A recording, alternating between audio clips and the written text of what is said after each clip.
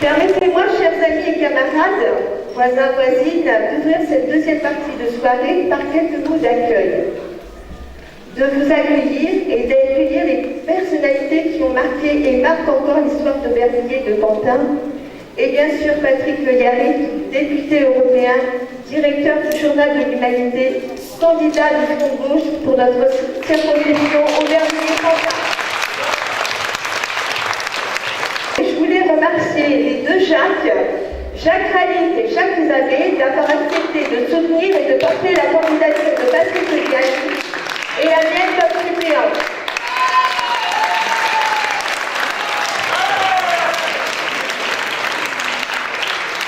Jacques, vous le savez, Jacques Rallic a été ministre de la Santé entre 81 et 83, maire d'Aubervilliers jusqu'en 84, à la suite du décès de notre camarade André Carman, et sénateur jusqu'en septembre 2011.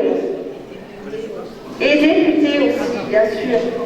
Jacques Isabé, là à ma droite, a été maire de Pantin à la suite de notre camarade Fernand Lénard en 1977 jusqu'en 2001, et aujourd'hui maire honoraire, mais il a été aussi conseiller général. Bien sûr, je voulais vous présenter aussi Miguel Jacquin, mais Miguel, tout le monde la connaît. Hein, Miguel Jacquin, qui est député.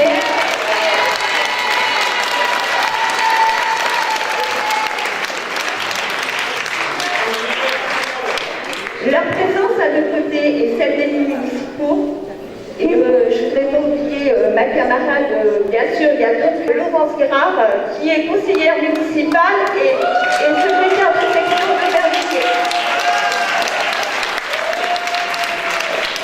Et puis, il y a aussi d'anciens élus municipaux comme Guy Léger et bien sûr André Cornec, qui reste fidèle à ses engagements du parti et qui, à chaque assemblée générale, soutient la section du PCF de Pantin. Si ces gens sont là, si nos camarades sont là ce soir, c'est qu'ils veulent témoigner de leur fidélité à leur engagement politique auprès de la population, ainsi qu'aux idées portées par le Front de gauche. Car c'est de cela qu'il s'agit de faire ce soir ensemble. Vous faire partager les propositions du Front de gauche pour changer notre société. Au Front de gauche, nous plaçons l'humain d'abord. Notre peuple souffre de tous ces calculs financiers imposés par les banques et relayés par le gouvernement qui, sous couvert de la crise, impose des mesures d'austérité. Des milliers de suppressions d'emplois sont encore annoncées dans le secteur privé, mais aussi dans le secteur public, dont l'éducation nationale, alors que nous sommes en pleine période électorale. La droite et ses alliés mettent les bouchées doubles pour en finir avec les acquis sociaux et faire de notre pays un terrain de jeu pour la finance. Les prix sur les produits alimentaires ne cessent d'augmenter jusqu'à 20% sur certaines étiquettes.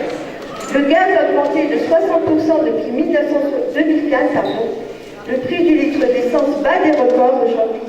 L'énergie a augmenté de 14% en un an. La liste n'est malheureusement pas exhaustive. Les chiffres concernant le logement sont alarmants.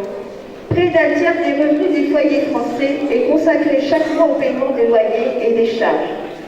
Plus de 5 millions de femmes et d'hommes vivent dans des logements indignes ou sans abri.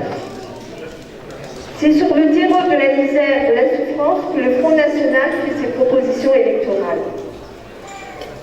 Il y a urgence, chers camarades et amis, à combattre dans les luttes tous les choix rétrogrades de la droite et de l'extrême droite.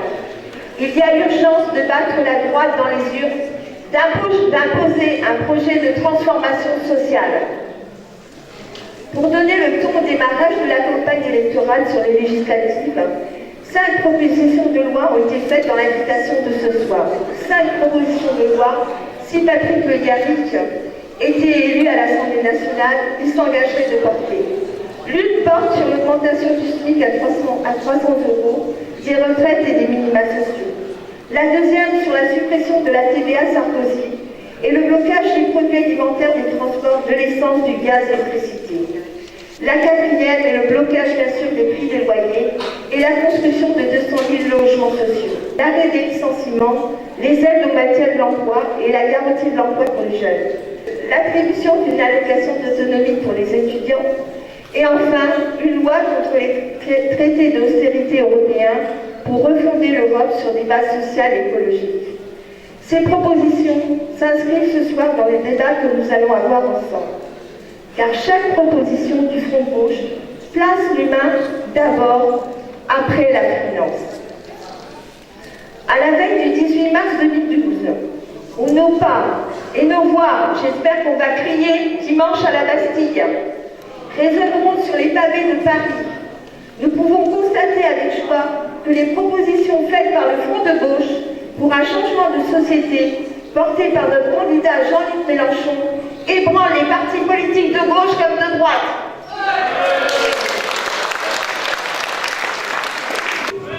Vous pouvez compter sur Jean-Luc Mélenchon, mais vous pouvez également compter sur Patrick, sur moi-même et les camarades du Front de Gauche pour dire haut et fort ce que nous voulons et pourquoi nous voulons transformer cette société. Contre l'austérité, contre les marchés financiers, unissons-nous Aubervilliers-Pantin à la Bastille dimanche prochain, dans la rue, dans nos cités, dans nos milieux professionnels, faisons connaître les propositions du Front de Gauche, car le seul vote utile au premier tour, c'est Jean-Luc Mélenchon. Le seul vote utile pour notre circonscription, c'est Patrick Mélianic.